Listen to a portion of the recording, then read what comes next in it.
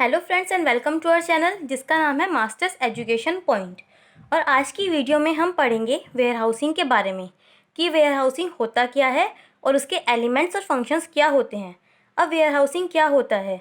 Where housing goods store करने का एक एक्ट होता है, उन गुड्स का जिन्हें बाद में सोल्ड या डिस्ट्रीब्यूट किया जाता है। सिंपली बोले तो वेयर हाउसिंग एक एक्ट होता है गुड्स स्टोर करने का। बात करें वेयर हाउसिंग के एलिमेंट्स की तो इसके 3 एलिमेंट्स होते हैं। पहला स्पेस, दूसरा इक्विपमेंट, तीसरा पीपल। इन तीनों के बिना वेयर हाउसिंग टास्क अधूरा है। अब इसमें भी सबसे क्रिटिकल कंपोनेंट जो होता है वेयर हाउसिंग का वो होता है पीपल, क्योंकि वेयर हाउसिंग की क्वालिटी लोगों पर ही डिपेंड करती है कि वो कैसा काम करते हैं। बात करें वेयर हाउसिंग के फंक्शंस की तो वो होते हैं stock piling, product mixing, consolidation और डिस्ट्रीब्यूशन। तो चलिए पढ़ते हैं इसके बारे में। Warehousing. Warehousing is the act of storing goods that will be sold or distributed later. While a small home-based business might be warehousing products in a spare room, basement or garage, larger businesses typically own or rent space in a building that is specifically designed for storage. Warehousing and all that goes along with it is part of a sophisticated industry known as logistics management. Logistics include procurement, inventory management and distribution. Warehousing goods store करने का एक act होता है जिन्हें बाद में sold या distribute किया जाता है। अगर एक स्मॉल होम बेस्ड बिजनेस की बात करें तो वो लोग अपने प्रोडक्ट्स को या तो किसी स्पेयर रूम में स्टोर कर लेते हैं, बेसमेंट में या किसी गैराज में, और बड़े बिजनेसेस वेयरहाउसिंग के लिए कोई स्पेस रेंट पर ले लेते हैं जो कि स्टोरेज पर्पस से डिज़ाइन किया गया हो। अब जो ये वेयर हाउसिंग और उसके साथ की जो एक्टिविटीज़ होती हैं ये लॉजिस्टिक्स मैनेजमेंट का एक पार्ट है।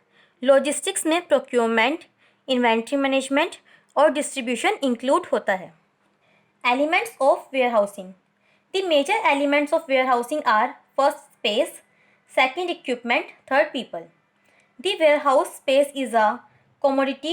Its price can show great volatility with changes in demand.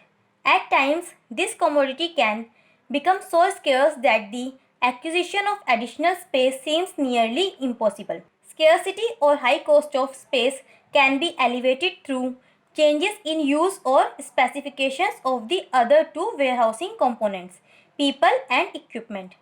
Equipment consists of material handling devices, racks, forklifts, conveyors, bag stackers, and all of the hardware and software used to make warehouse functional.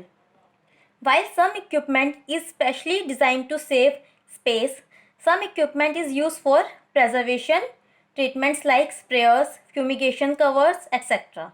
The useful life of warehousing equipment is substantially shorter than the useful life of the warehouse building. While warehousing equipment depreciate in value, the warehouse building may appreciate in value over time. The most critical component in warehousing is people. The personal performance of warehouse workers often makes the difference between high and low quality warehousing. Warehousing के major elements जो हैं वो है space, equipment और people. Warehouse का space एक commodity है जिसका प्राइस डिमांड में चेंजेस के साथ भारी उतार चढ़ाव शो करता है। कभी कभी तो यह कमोडिटी इतनी कम हो जाती है कि एडिशनल स्पेस की एक्विजिशन लगभग इम्पॉसिबल हो जाती है। स्केर्सिटी और हाई कॉस्ट ऑफ स्पेस को अदर दो वेयरहाउसिंग कंपोनेंट्स के थ्रू कम किया जा सकता है जो है पीपल और इक्विपमेंट। इक्विपमेंट में material handling devices, racks, forklifts, conveyors, bag stackers और वेयरहाउस को फंक्शनल बनाने के लिए हार्डवेयर और सॉफ्टवेयर इंक्लूडेड है।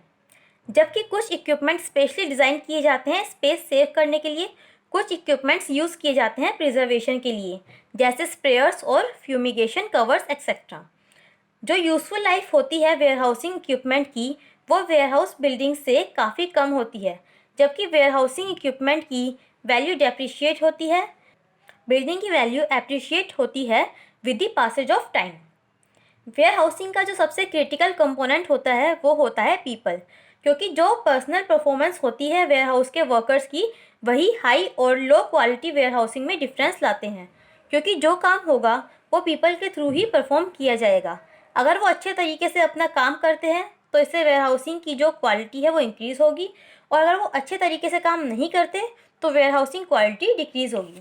Functions of where housing.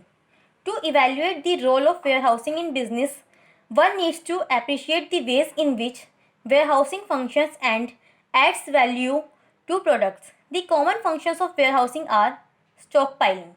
It refers to the use of the warehouse as a reservoir to handle production overflows. Such reservoirs are needed under two situations.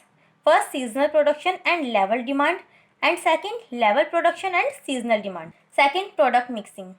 A manufacturer who has product-oriented factories in different locations also has the opportunity to use a product mixing warehouse to combine the items in the entire line. Third, consolidation. It refers to the use of warehousing of gathering goods that are to be shipped to final destination. Warehousing costs justified by savings in outbound shipping costs achieved through volume loads. Fourth, distribution. It is the reverse of consolidation. Like consolidation, it is just primarily by the freight savings achieved in higher volume shipment. Business में warehousing का role evaluate करने के लिए यह जरूरी है कि warehousing functions किस प्रकार किया जाता है। वेयरहाउसिंग के कॉमन फंक्शंस हैं stock piling, product mixing, consolidation और डिस्ट्रीब्यूशन। पहला, स्टॉक पाइलिंग। स्टॉक पाइलिंग का मतलब होता है बड़ी मात्रा में किसी गुड्स को स्टोर करना। यहाँ स्टॉक पाइलिंग रेफर करता है वेयरहाउस का यूज़ रिजर्वर के रूप में। अब ये रिजर्वर दो सिचुएशन में यूज़ होते हैं। पहला, सीजनल प्रोडक्शन और लेवल डिमांड में, और दूसरा लेवल प्रोडक्शन और सीजनल डिमांड में। सीजनल प्रोडक्शन यानी वो प्रोडक्शन जो सीज़न के अकॉर्डिंग की जाती है, और लेवल डिमांड यानी जो भी प्रोड्यूसर होता है वो डिमांड के अकॉर्डिंग एक लेवल सेट करके चलता है, जिसके बाद उसको प्रोडक्शन करनी होती है। Second, product mixing. कोई मैन्युफैक्चरर है जिसकी प्रोडक्ट ओरिएंटेड फैक्ट्री है अलग अलग लोकेशंस पर। अब उसके पास यह भी अपॉर्चुनिटी है कि वो उस वेयरहाउस को बहुत सारे प्रोडक्ट रखने के लिए यूज़ करे। यानी मान लीजिए कोई पर्सन है जो लैपटॉप प्रोड्यूस कर रहा है, उसके लैपटॉप के साथ अदर एक्सेसरीज़ भी होगी, तो वो उस वेयरहाउस का यूज़ लैपटॉप के साथ अदर एक्सेसरीज़ के लिए भी कर सकता है। Third, consolidation. यह रेफर करता है उन गुड्स को गैदर करने को जिन्हें फाइनल डेस्टिनेशन तक भेजा जाना है। वेयरहाउसिंग कॉस्ट सेव करती है आउटबाउंड शिपिंग कॉस्ट को अगर उसे हम ज़्यादा वॉल्यूम में लोड करते हैं। मतलब अगर हम किसी चीज़ को लूज़ में या फिर थोड़ा थोड़ा करके भेजेंगे तो उसकी फ्रेट चार्जेस ज़्यादा आएगी, और अगर उसी को हम वेयरहाउस में रखकर एक साथ इकट्ठा भेजेंगे तो फ्रेट कम लगेगा। इस तरह से हमारी कॉस्ट सेविंग होगी। फोर्थ है डिस्ट्रीब्यूशन। यह कंसोलिडेशन का रिवर्स होता है। कंसोलिडेशन की तरह ही यह भी फ्रेट कॉस्ट सेविंग में हेल्प करता है लोट में मटेरियल भेजने पर। तो दोस्तों, आज की वीडियो में बस इतना ही। अगर आपको हमारी ये वीडियो पसंद आई हो तो लाइक शेयर ज़रूर करें, और ये लाल वाला बटन भी दबाना ना भूलें, जिससे कि मेरी कोई भी आने वाली वीडियो आप मिस ना कर पाएँ। और अगर आपका कोई टॉपिक है जिसमें आपको प्रॉब्लम है तो आप हमें कमेंट करके बता सकते हैं। Thank you.